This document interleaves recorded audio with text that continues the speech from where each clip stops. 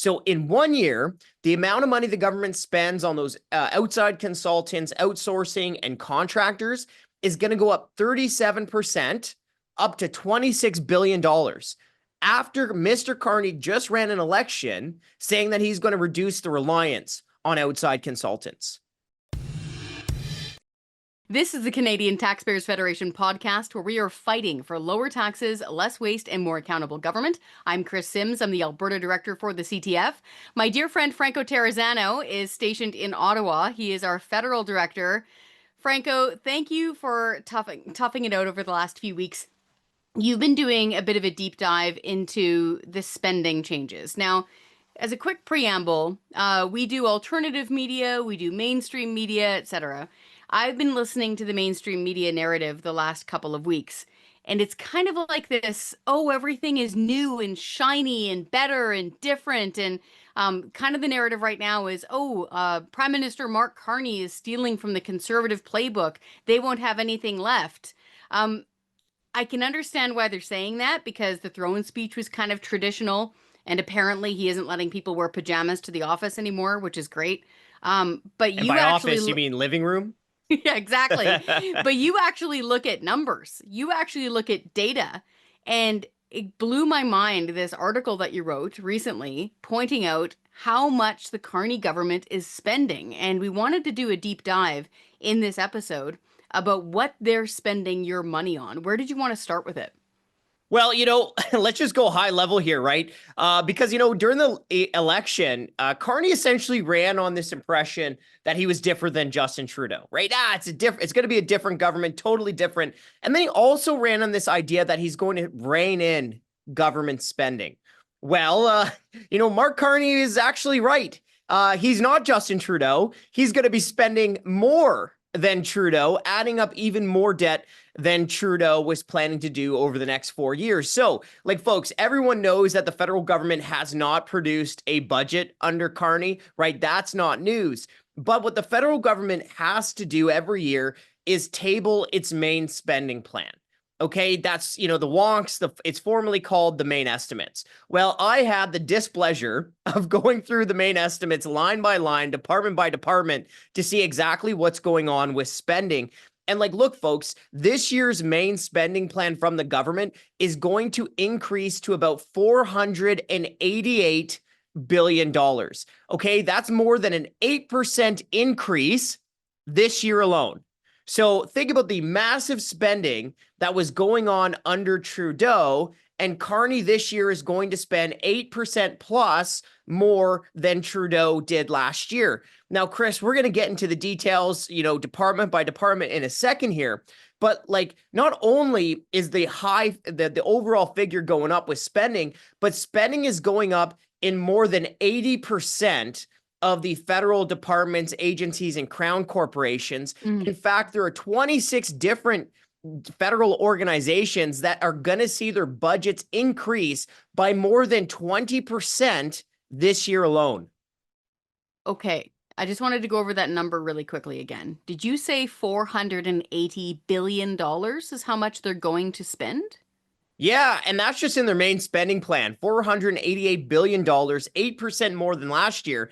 And that's just the main spending plan. There's going to be additional spending that's going to happen throughout the year as well. So, I mean, look, meet the new boss, same as the old boss, except Carney is actually spending more, and he's continuing Trudeau's debt-fueled spending spree. But okay, I'm trying to wrap my head around that amount of money. Sorry to be stuck on the $480 billion just at the outset. But our debt, our entire debt, isn't that like $1.2 trillion right now? Yeah, a little bit more. Yeah.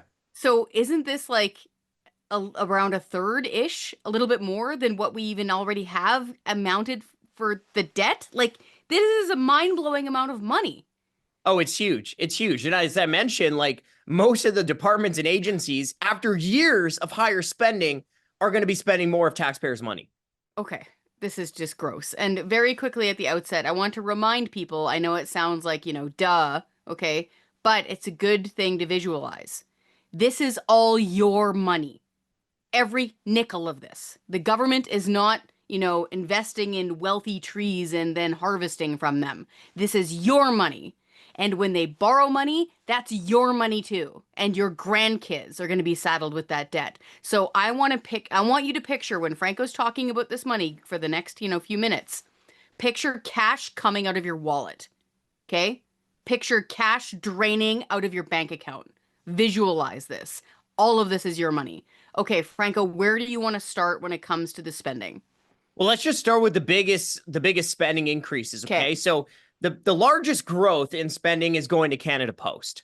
Okay. Yeah. Canada Post. It's getting a $1 billion bailout this year. Yeah. Earlier in the year, the government gave Canada Post a $1 billion bailout to essentially prevent Canada Post going insolvent.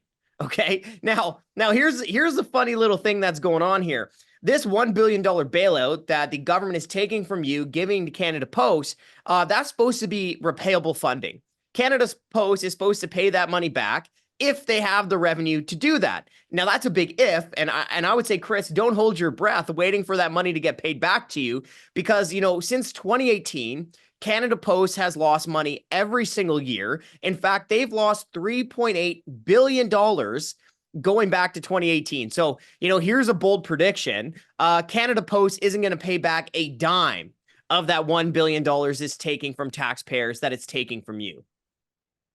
And folks, for $1 billion, remember our rule, picture a big shiny new hospital. Okay? Picture 5,000 plumbers plus 5,000 carpenters. That's how much that is. That's how much that amount of money is. It's crazy. Okay, so Canada Post, that's the biggest amount that they're spending new money. Does that make sense? Yeah. Hey, let's go into some of the other crazy ones here, okay? You have the National Capital Commission, right? Which is essentially Ottawa's Parks and Recs board, right? And the NCC might be the worst waste offender in all of Ottawa. I mean, there's a lot of departments to pick from, but the NCC is right up there, right? The NCC is a department that spent $8 million building a barn at Rideau Hall, right? The Governor General's estate, an $8 million barn. Now, Chris, I'm the first one to admit I don't know the first thing about farming, but I'm pretty sure my buddies in Brooks know how to build a barn for a lot less than $8 million, right? The NCC, the NCC is also the agency that oversees all those, taxpayer funded mansions for the politicians like the Prime Minister, the Speaker, the official opposition, and the Governor General. And, the NCC spends about $8 million every single year on these official residences. Every single year they spend $8 million and they're still crying poor. Okay. Yep. And what's $8 million? That could buy a brand new mansion in Ottawa every single year. So they're spending like crazy. And get this, Chris, they're going to see their funding balloon by 90% this year alone. Almost double. 1 year, 90% spending increase. What is that? Okay, let's speculate because it's fun. Does this mean that they're going to actually rebuild 24 Sussex? What's your hunch here? 90% increase is a huge increase year over year. Huge. Yeah, it's massive. But here's another problem with just a main spending plan, not a budget, right? Is that you actually don't have much details on why these organizations are getting so much of more of taxpayers' money, right? So all we know is that it's not just the capital spending, right? New houses, new this, new that the money is going towards, because their operating budget is also ballooning, right? Their operating budget is going up by 38%. Their capital expenditures are going up more than 200% this year. So it looks like everything within the NCC's bloated budget is going up and going up significantly. And again, for folks who aren't in the Ottawa bubble, who don't live in the National Capital Region, he's right. This is basically a Parks and Rec department, okay? It's their job to weed the flower beds along the Rideau Canal, okay? It's their job to put little plaques on the trees and number them so that we know when to water the willows, okay? That is their job. But they blow so much money. People who might recall, it was probably about 10 years ago now, when little kids set up a lemonade stand along the Rideau Canal and they got fined for it and everybody went crazy. Oh. That was the NCC. Yeah, I call them the flower cops because you try parking anywhere in the glebe during Tulip Fest, you're lucky you don't get tasered.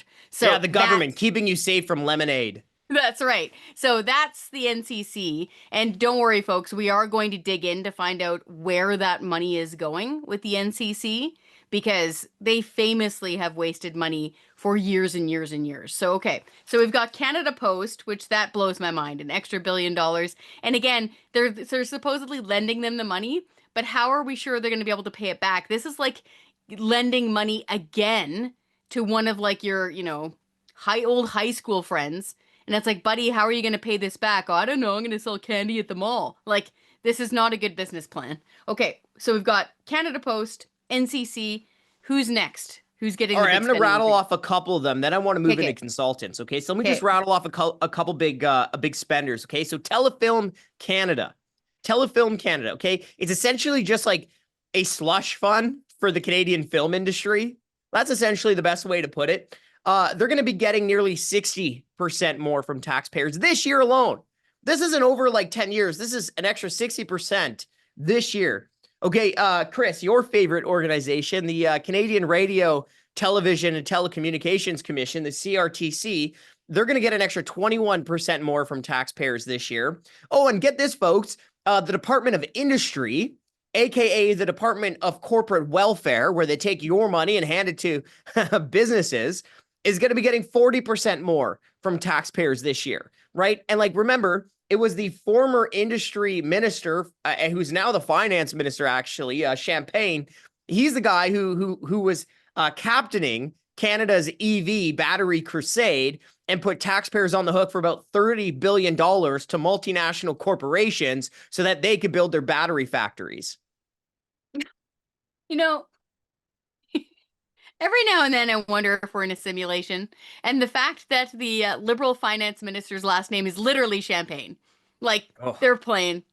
They're playing with us. There's got to be like a champagne socialist joke in there, hey? There is. I heard him referred to affectionately as Frankie Bubbles on the Hill. So that's what his nickname is. All right. So we've got Canada Post, NCC, CRTC, Telefilm. Keep in mind, folks, the CRTC, that is the one that regulates what you can hear and see on TV and radio. They're now moving into the interwebs. So the government is going to be regulating what you can see, hear, and share on the internet, and they probably need more foot soldiers to do that. So that's probably part of their 20-something% increase. Okay, did you want to get into, what are we talking about here? Lobby? Consultants. Let me talk about, consultants. I just need to break this down first, okay? So what Franco's talking about already, that's already in-house. Okay, so things like the National Capital Commission, CRTC, Telefilm to some extent, all those groups, that's within a department. So if you've got a minister, say, of heritage, okay, that person is the minister politically, they have an entire department of permanent bureaucrats with a budget. They're the ones that mete out money, for example, to the CRTC. What Franco's going to talk about next is separate and apart, on top of that spending. We're going to talk about consultants outside of government. Okay, no, I'm actually glad you brought up that distinction because the cost of the government's own bureaucracy is also going up, right? Like it's also going up this year. So not only are you paying for more for the bureaucracy, the government's own staff, but you're also going to be paying more for consultants, outsourcing, and contracting this year, right? And this is a big issue because like you'll imagine leading up to the election, like give credit where it's due, the Conservatives under Mr. Pierre Poilievre, they really hammered the government for ballooning how much it's spending on outside consultants, right? And they so did the Canadian Taxpayers Federation, but they did a really good job actually holding the government accountable to how much money it's wasting on consultants, so much so that even in the Liberal Party's platform, Mark Carney had to be like, we are going to significantly reduce the reliance on outside consultants. Well, the numbers are in and not so much, okay? So in the main spending plan, there's this very bureaucratic line item, and it's called, quote, professional and special services, okay? Now, that's a broad category that essentially just means consultants, outsourcing, and contractors. And that's going to cost $26 billion this year. $26 billion, okay? Now, that's a 37% increase. So in 1 year, the amount of money the government spends on those outside consultants, outsourcing, and contractors is going to go up 37%, up to $26 billion. After Mr. Carney just ran an election saying that he's going to reduce the reliance on outside consultants. And yeah, not to mention, you're also paying more for the in-house bureaucrats. Okay, this is gross for several reasons. One, we don't have the money, period. We have unmoney right now, okay? Like our interest payments on the debt are disgusting. Two, we already are spending way too much on the in-house bureaucrats. So, and what didn't they balloon their ranks by close to 100,000 human beings too? Yeah. Okay, so way too many people involved in this tent, way too many people getting paid way too much. But outside of that tent, they dug a little gopher hole, okay? And now there's a whole new tent of these outside consultants that we're wasting money on, and we're increasing that amount by 37%. And sorry to just surprise you with this question, but like, as far as I understand, one of the other problems with hiring outside consultants is that they don't have the same level of scrutiny and transparency as you get within a government department. Isn't that right? No, yeah, that is right. That's actually a really good point. And I mean, like, folks, you probably heard all over the news about the company that was at the heart of the Arrive scan debacle, right? Yeah. And the Auditor General report talking about a lack of actually holding them accountable for actually delivering on, the services they're supposed to do. But look, like, I think that's a huge issue, is the accountability piece. But I also just think, like, the big issue is just the cost of taxpayers, like the sense that you're paying way more for the government's own bureaucracy, but then you're also paying way more for the consultants, the contractors, and all the outsourcing. Like, it's just nuts. You're paying more for everything. And Chris, before we go in, because I want to talk about the debt, I want to talk about interest payments. But before we do that, like, folks, like, we're talking about this massive increase in government spending this year alone. The many departments who are seeing huge amounts of extra money that they're getting from taxpayers. But like, folks, like, remember the context here, that this is coming after a mountain of spending increases over the last 10 years, right? So all of this new spending is coming after years of higher and higher spending. And let me just break it down. I mentioned off the top that the government in this main spending plan will spend like $488 billion. Okay. Well, back in 2016, through its main estimates, they were spending $250 billion. Oh Okay. my goodness. So That's almost double the amount of spending in 10 years. Okay. Well, what about inflation? What about population growth? Well, I crunched those numbers. And even after accounting for inflation and population growth, even after all of that, they're still spending a third more. Can you briefly, I'm surprising you with something. As you're getting into debt and as you're talking about increasing spending, can you touch on inflation a bit and how government waste, government spending, diving deeper into debt and printing money all kind of coalesces around the huge problem of inflation? Because I know normal people are seeing it still every single day. Like, I went to the grocery store the other day, Franco, a normal can of like regular coffee, like the ones that people kind of sneer at from the grocery store, is $20. That used to be standard, like $9.50. It is 20 freaking dollars now at a discount grocery store. Like, I went to a kid's clothing store the other day, a hoodie was $70. It was a no-name hoodie. It didn't have a sports team on it or anything. This inflation is just strangling people. Can you talk a little bit about how government actions cause inflation and how it relates to debt and money printing a bit? Yeah. Okay. Yeah, well, I'd love to. This is my favorite topic of conversation, which maybe explains why I don't have the most amount of friends at cocktail parties. Okay, let me get into it. You're among friends right now, Franco. Please go. Okay, so the real measure of taxation, the real measure of the burden that government imposes on society is how much it spends. Yep. Because every dollar the government spends, it can only be financed in three different ways. Number one is taxes, right? The taxes that you pay. Number two is government borrowing. And government borrowing is just taxes plus interest tomorrow, right? So those two ways, it's very easy to see how the government spending directly makes your life more expensive, because higher taxes mean less money in your pocket to purchase all aspects of life, right? Whether it's going to the grocery store, whether it's, anything like that. Now, obviously, if the government wanted to make life more expensive, the easiest thing to do is just stop taking so much money in the first place. So that covers the first two ways governments finance their spending: taxes and borrowing, which is just taxes plus interest tomorrow. Now, the third way is the money printer, okay? Where the central bank purchases government debt, or essentially creates the demand for the purchase of government debt. So essentially you have the central bank, the Bank of Canada, printing new dollars out of thin air to finance massive deficits. Now, we saw that in particular during COVID. Okay, during the heart of the pandemic, the central bank, the Bank of Canada, printed up anywhere between $300 to $400 billion, new dollars printed with a click of a keypad to finance Ottawa's deficits. That is the inflation tax. That is the pure definition of the inflation tax, when you have the central bank printing on overdrive like it did during COVID-19, during the heart of the pandemic, to finance Ottawa's deficits. And it is that alone, the inflation tax alone, money printing from the central bank alone, that causes a general rise in prices, right? So certain taxes can make certain things go up, right? Like the carbon tax makes gasoline, diesel, propane go up, right? However, the only thing that makes all prices increase, a general price increase, is monetary inflation, right? The central bank printing up new dollars out of thin air, right? Because think about it.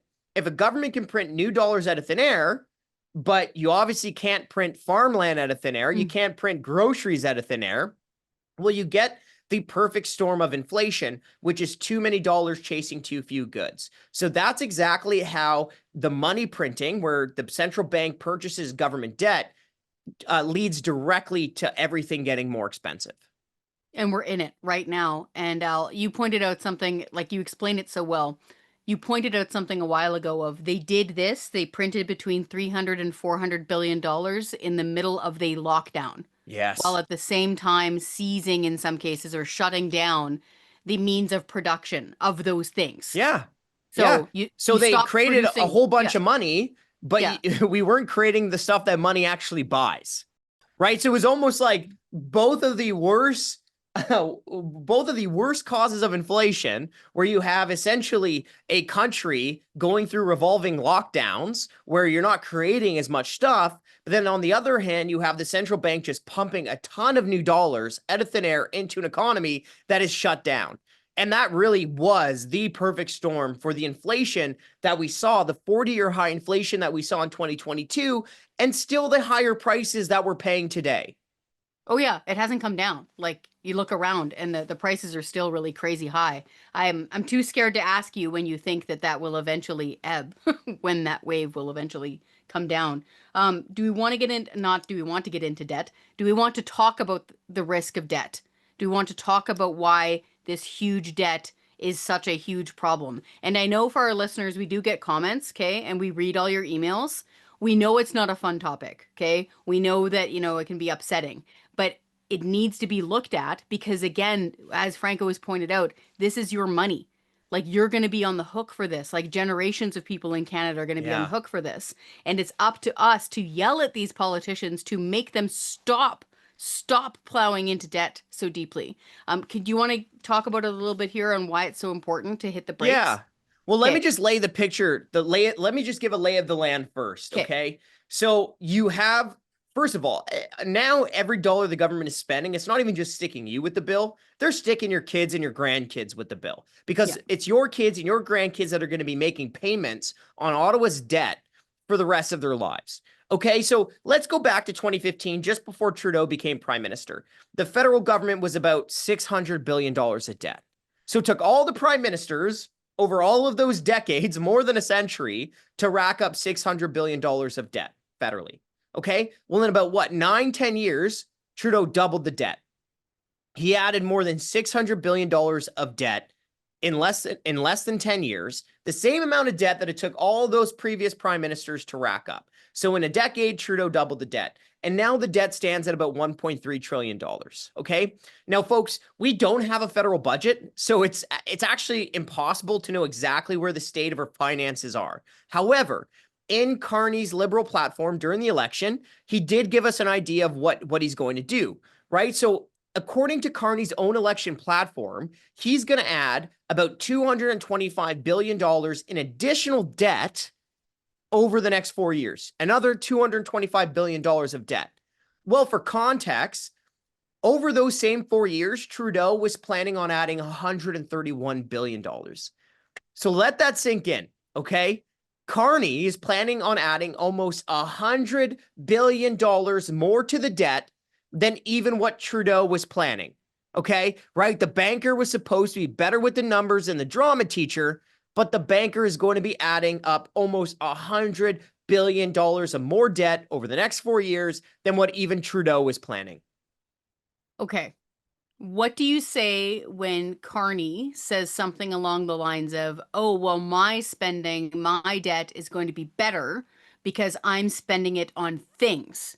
So things like increasing how much we spend on the armed forces, things like building, he's been vague, but building infrastructure, building houses. Is that better wasteful spending, if that makes any sense? Is that better debt because it's going to like physical things like hard assets?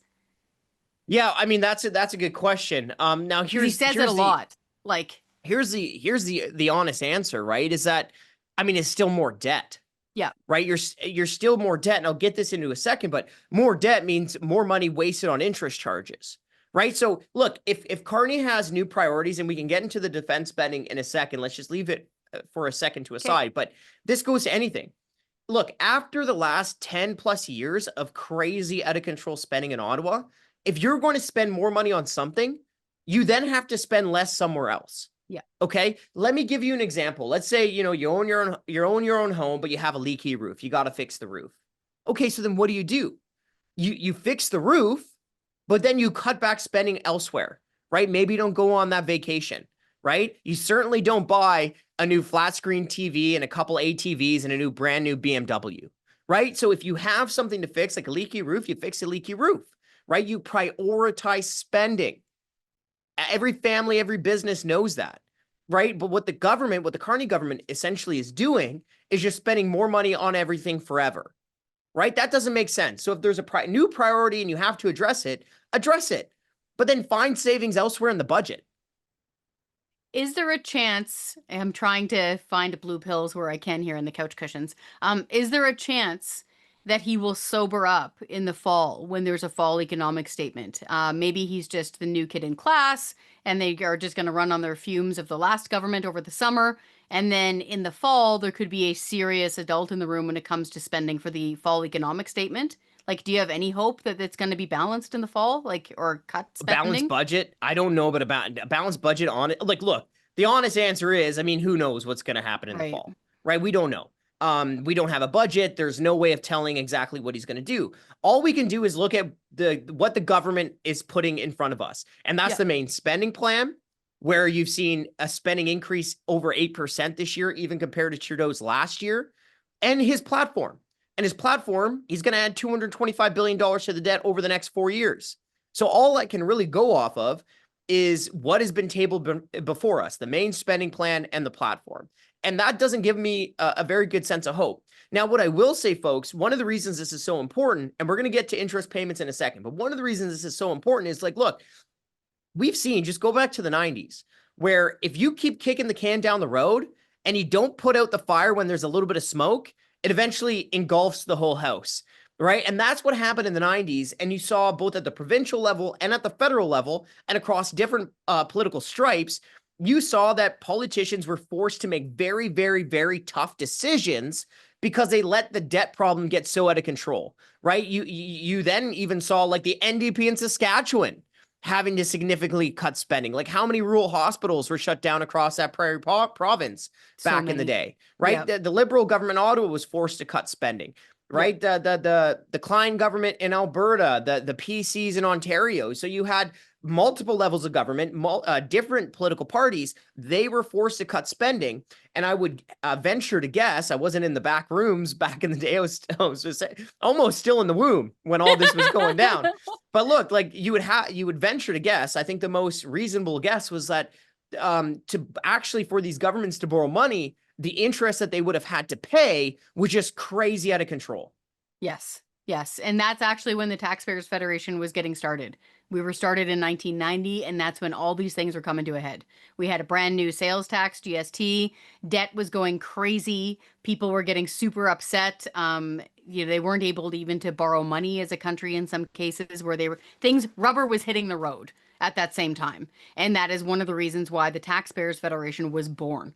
Okay. And it's one of the reasons why we gave Paul Martin, the former finance minister and prime minister of Canada, a form of a tax fighter award. Yeah, the Stop the Clock award. The Stop the Clock award, yeah, because he looked at the debt clock and he's like, that damn clock. Like, He did, it was just, he was racked with worry about it. And so that is why he, went and balanced the budget and really cut spending. And so that needs to happen. All right. Do you want me to go to debt interest payments, or do you want to go to, okay, let's start with debt interest payments and then we'll wrap up on armed forces spending.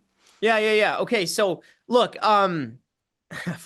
this is depressing a little bit. Okay. Sorry, guys. I know. More debt obviously means more money wasted on interest charges, less money for other services, or less money to cut taxes, right? I think we get that. Well, think about how crazy it is, right? We're welcome to Canada, where every dollar you paid in federal sales tax last year went to pay interest on the debt. Okay? Or think about it this way. The federal government spent more money on interest payments than what it sent to the provinces in health transfers. Okay? So what does that mean? Like, if we eliminated the debt, you could essentially eliminate the GST, the federal sales tax, or you could double healthcare transfers. Like, it's crazy how much it's eating up.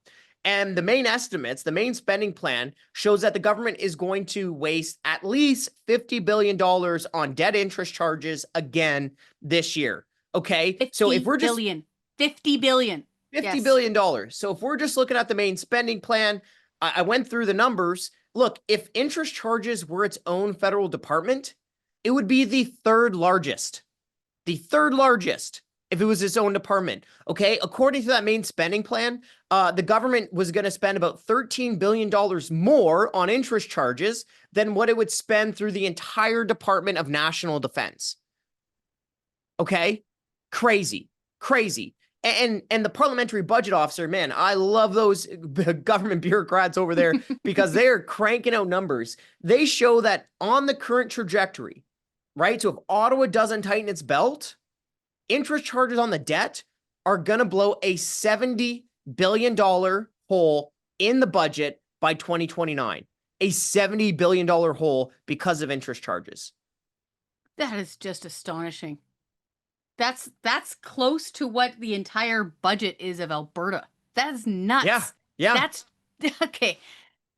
Okay, we got to get this under control. We will eventually figure out ways to make them listen. And of course, it all comes back to the taxpayer army. You've got to tell all of your MPs, guys, make sure whenever you talk to them that you bring up the debt. Like, bring up the debt all the time, because it is costing you an arm and a leg. Like right now on interest payments, this isn't something like in a computer somewhere, okay, that some future government will, either go bankrupt on or pay off, okay? No, you are paying it every year in interest payments. Like, it's coming out of your wallet because it's in the budget calculation. It's right there as a line item. Like, you're paying it now. So this isn't some faraway problem in the future. It's a problem like front and center. Okay, this was a tricky one, and I was really surprised to see it because there was so much noise with a capital N during the election campaign where NATO spending kind of like was a bit drowned out. It was a lot of nonsense about retaliatory tariffs and elbows up and goofy stuff like that.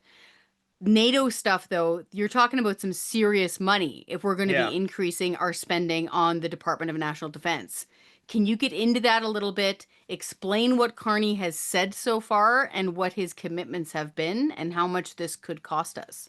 Yeah, well, Carney, it was a surprise. Carney essentially said they're going to meet the NATO target, I believe, by the end of this year, which is 2% of GDP, which is like an extra, folks, like to get to 2%, that's like an extra $9 to $10 billion every single year. So it's a huge amount of money. Now, look, I think if you ask most Canadians, like, what do you want the government to spend money on? They're probably like, fix the roads and make sure we don't get invaded. Right. Probably. Right. But let me just plant a couple seeds for our listeners here. And this is really my taxpayer pro tip. And it's just to, think about it, think it through a little bit. And it's just, my 2 cents for whatever it's worth. Okay. So number one, I think this massive increase in defense spending, $9 to $10 billion, really proves why we need a budget right now. Yep. Because like, what is the state of our national finances, right? Like how are, not only do Canadians deserve to know, like, it's our money. What are you spending our money on? It's the debt that our kids and grandkids are going to have to pay back. How much debt are we in right now? But also our members of parliament need to know, because if they're going to be voting on these massive spending increases, they got to know like what the state of our national finances are. But also to the point of why we need a budget is because like, how are you going to pay for an extra $9 to $10 billion? We're not talking about chump change here. We're talking about a huge amount of money. Like, I don't know. I think that's a pretty fair question. Like, how are you going to pay for it? Right? Are you going to raise taxes? Are you going to cut spending? Where are you going to cut spending? Because I think if you do increase the defense budget by $9 to $10 billion, like you got to find savings elsewhere in the budget, right? You can't just put it on the credit card, waste more money on interest charges, stick your kids and grandkids with even more debt. Like you got to cut spending elsewhere. But then here's really the taxpayer pro tip and the seed that I want to plant. Why is it only in government where they measure success by how much something costs? Thank you. Rather than the actual outcome, right? Think about it. Like, think about it, this arbitrary target. Like, when in your everyday life are you like, oh, it's going to be successful if I spend this much? Nowhere else but in government is that a measure of success, right? Like, let me just throw out a concrete example. We just got an Auditor General report talking about how much defense procurement is way over budget. And we've seen so much defense procurement go way over budget. Well, that's one way to meet 2% of GDP. Just have more things go over budget. But that doesn't actually show whether or not it's money well spent, right? So that's just the seed I really want to plant, really want to get people thinking about is like, why is it only in government where the measure of success is how much something costs versus what you're actually getting out of it? Okay. Now, with that being said, last week on the show, we brought this new segment, right? Where we asked you a question, leave it in the comments, your answer. And last week's question is, how much do you think Trudeau's gun ban and confiscation scheme is going to cost you? Now, I went through all the comments and I saw some good ones. There was a couple like, 6 billion, 10 billion, 20 billion, who knows, right? But actually, there was one person who commented, and I really liked this one. And they're like, well, the gun registry was started out as $2 million and ended up costing taxpayers $2 billion. So who knows how much now I guess the Carney government's gun ban and confiscation scheme is going to cost. So I really like that comment. Here's my question for you in the audience. What do you guys think about government's spending to meet some type of arbitrary target or some target like the 2% target? Like, what do you make of the government's commitment to spend 2% of GDP? I'd just be interested to know what you guys think. Leave it in the comments and I'll make sure to give it a read before the next podcast. Great points all around, Franco, on this issue of so-called defense spending. And again, you make a great point. More is not always good. More is not always better. Like, we have to make sure that we're not throwing good money after bad procurement, which happens so often, unfortunately, when it comes to defense spending. And this doesn't mean that you don't support the armed forces. Like, pretty much all of the men in my family through like several generations have served in the armed forces. The point here is the money being well spent? Are those troops getting the proper equipment and supplies? Do they have the right vehicles? Do they have the right armor? Do they have the right guns? For goodness sake, the government couldn't even get proper sleeping bags. Yeah. For the men and women in the armed forces, for subarctic temperatures, which, we've had an Arctic in Canada forever. It's nonsense. And who's going to be held accountable if the money is wasted? That's another big one too, right? Bingo. Where's the accountability? So you can't just kind of close your eyes and throw money to, satisfy the Trump gods of the volcano. Okay. This actually has to be money well spent so that it is purposeful and efficient. And they have to be able to account for the money that they have spent. I don't know on all those points. I'm pretty black-pilled about that, but we have to keep a very close eye on that. My taxpayer pro tip is bringing it back home to Fortress, Alberta. Okay, there's going to be an article coming out soon in the Sun Chain talking about the need to, yes, we have to stand up and fight Ottawa. Premier Smith is doing a great job doing that. Yes, we have to somehow interpret what crazy circus is coming out of Washington, D.C. Again, Premier Smith is doing a pretty good job of staying on top of that. But here in Fortress, Alberta, we gotta be Fortress, Alberta. We can't do that if we are piling money on the debt. So we just overspent by about $5.2 billion with a B in the last budget. That is not acceptable. So folks often harken back to this idea of Premier Ralph Klein. In fact, I just saw a great pickup truck the other day. I sent a picture to you, Franco, about it. Yeah. And it says, I miss Ralph Klein. Amen. I miss him because A, he was a really neat person to talk to as a human being. Two, though, as a taxpayer and a tax fighter, it's that sign he held up, paid in full. We want to be there again when it comes to Alberta and the debt. And just to let you in on it, folks, I'll leave you with this. This is why we have got to hold our provincial MLAs feet to the fire. Tell them to cut spending. Tell them you insist they cut spending and pay down that debt. Because our provincial interest payment on our provincial debt is more than twice the amount we're spending on emergency and safety services. I'm not kidding. It's close to $3 billion a year. We're spending twice as much on the interest on our debt than we are on emergency services, the folks that keep us safe on the front line. So folks, head on over to our website. We want you to join the fight. Because one, it's the best way to keep politicians' feet to the fire and achieve results, okay? Remember the carbon tax? Yeah, that's why gas is about 20 cents cheaper per liter, typically across Canada right now, because that's been reduced down to zero. That's because of you guys. That's because the of consumer carbon tax. There's still more fight left, but yep. Oh, yes. Yep. I'm taking the win where we can here. So the consumer carbon tax is at zero right now. That's because of tax fighters like you guys who are listening.